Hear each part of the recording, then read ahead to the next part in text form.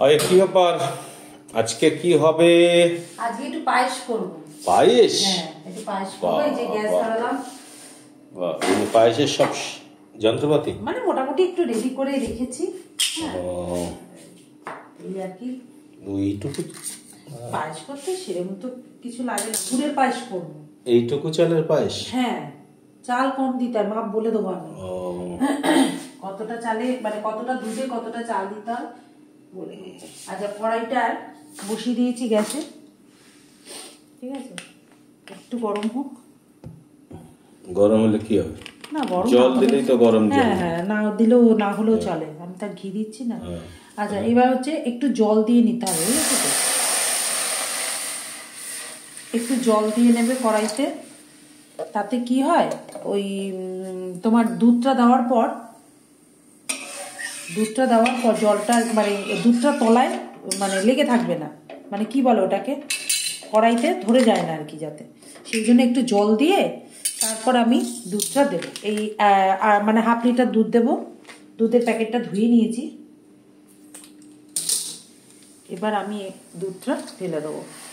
এটা একটা টিপস বলতে পারো, যাতে দুধটা কড়াইতে লেগে না যায়। মানে ডাইরেক্ট দুধ কড়াইতে না দিয়ে একটু জল দিয়ে, অনেকে আবার একটু ঘি দিয়ে কড়াইতে, ঘি দিলে একটা আলাদা ঘি। হ্যাঁ, ঘিটা ভালো হয় না। না, ঘিটা অনেক সময় পুড়ে যায়। ঘিয়ের গন্ধ অনেকের ভালো লাগে না পায়েসের মধ্যে। না, সে তো দেয়, চালের মধ্যে দেবো সেটা, হ্যাঁ। কিন্তু অনেকে কড়াইয়ের মধ্যে আগে একটু ঘি মাখিয়ে নিয়ে তারপর দুধটা দেয়, কিন্তু ওতে কি হয়, ঘিটা মানে পুড়ে যায় কড়াইতে। আর প্রথম এটা হচ্ছে জল দিয়ে যদি আমি দুধটা দিই, তাহলে কিন্তু কড়াইতে লাগবে না। আমি ঘি দিয়েও করেছিলাম, দেখলাম যে ঘিটা না পুড়ে যায়, কালচে কালার চলে যায়। তাহলে এটা পাউডার গোলানো হবে? হ্যাঁ হ্যাঁ, ওই পাশে পাউডার গোলানো হবে।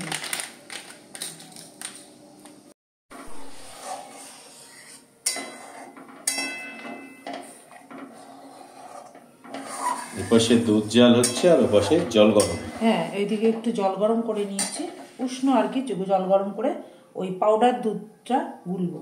তাই জন্য পুরো ঠান্ডাতে তো দলা পাকিয়ে যাবে, ওই জন্য উষ্ণ গরম জল করে তারপরে এই পাউডার দুধটা গুলবো। পাউডার দুধটা দিলে কি হয়, পায়েসটা টেস্টটাও যেমন ভালো হয় আর তোমার গাঢ়ত্বটাও বাড়ে।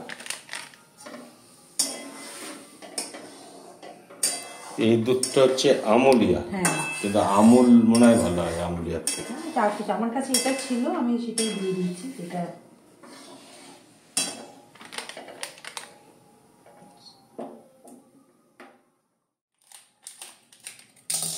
জল উষ্ণ গরম করে নিয়েছি, এবার আমি দুধটা ঢেলে দেব। আমি 3 প্যাকেট দেব।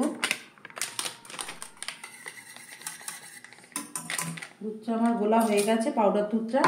এবার এই দুধটা আমার ফুটে গেছে, একটু ফুটে গেছে। এবার আমি এই দুধটা, পাউডার দুধটা যে গুলেছিলাম, এটা আবার এর মধ্যে মিশিয়ে দেবো।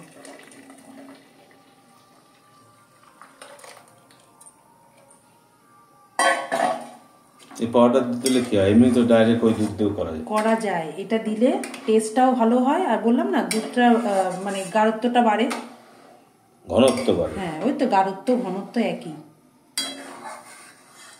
1 লিটার তো আমি দুধ নিয়ে নিয়েছি, হাফ লিটার পাউডার দুধ আর হাফ লিটার এমনি লিকুইড দুধ, ওইটা এইদিকে কড়াইতে হচ্ছে। আর আমি এই 1 লিটার দুধের জন্য আমি চাল নেব 50 গ্রাম। এবার এইটাকে আমি একটু ধুয়ে নেব, গোবিন্দভোগ চাল তো, তাই বেশি ধোবো না, একবার কি দুবার ধুয়ে কিন্তু আমি জলটা ঝরিয়ে নেব, তাহলে স্মেলটা চলে যাবে। ধুয়ে নিয়েছি। এবার আমি চালটার মধ্যে হাফ চামচ ঘি একটু মাখিয়ে রেখে দেবো।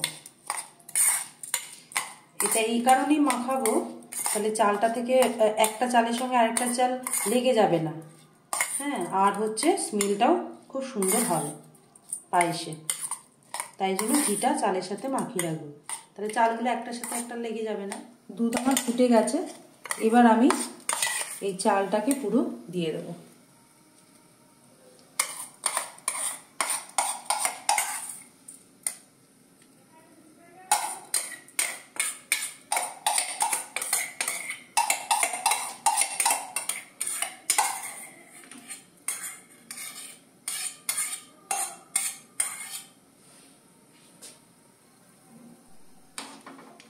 এদিকে অল্প ঘি দিয়ে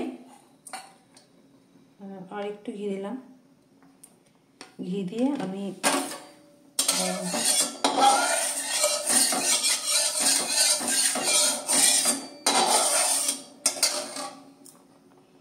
কাজু কিশমিশ দেবো পায়েসে, তার জন্য একটু ভেজে নেব।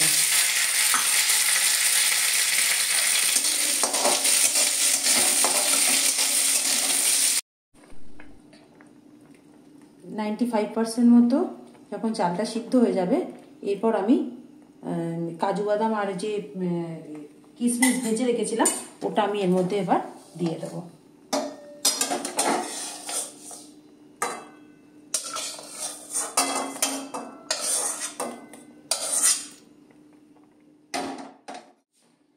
চাল আমার সিদ্ধ হয়ে গেছে, এবার আমি গুড়টা দিয়ে দেবো। আর গুড় আপনারা নলেন গুঁড়ো দিতে পারেন, ছোলা গুঁড়ো দিতে পারেন, খেজুরের গুঁড়ো দিতে পারেন।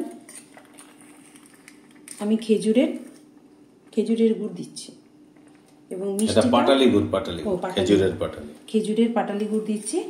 আর এই মিষ্টিটা আপনারা যে যা স্বাদ মতো দেবেন।